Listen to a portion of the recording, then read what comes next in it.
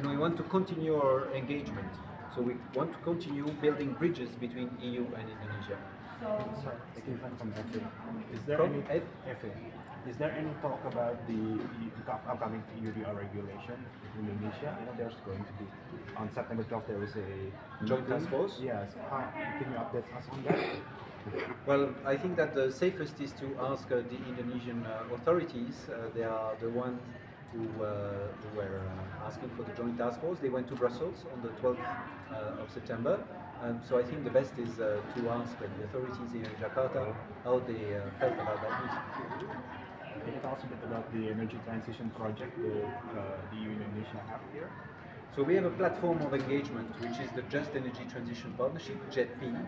So this is where we discuss the possibility for Indonesia to have an energy transition and to move basically from a very strong focus on coal to more renewable energies, especially for the grid, the electricity grid, for the electricity production.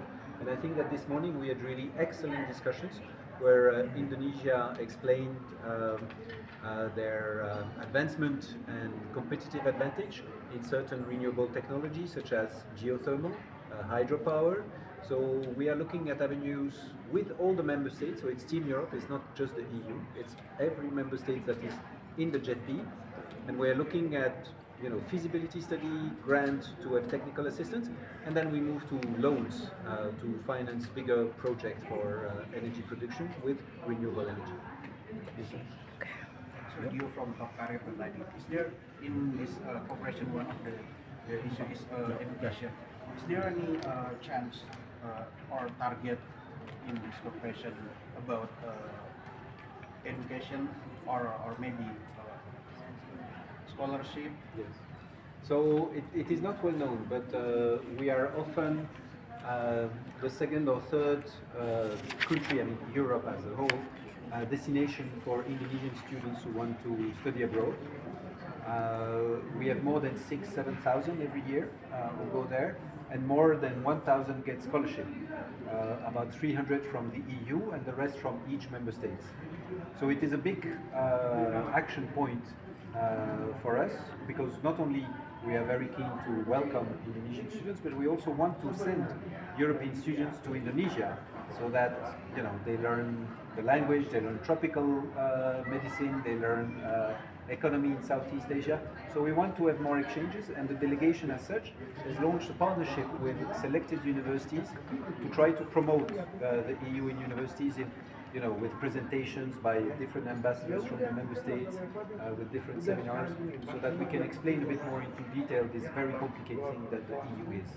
What about migrant workers? Is there any cooperation in that sector? Migration is a very, very specific topic and very sensitive. Migrant worker, but that's migration.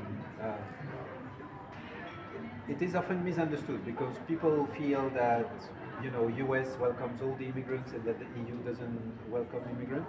So just a very basic statistic, for most of the years in recent time, we've had more legal immigrants than anywhere else in the world. Why?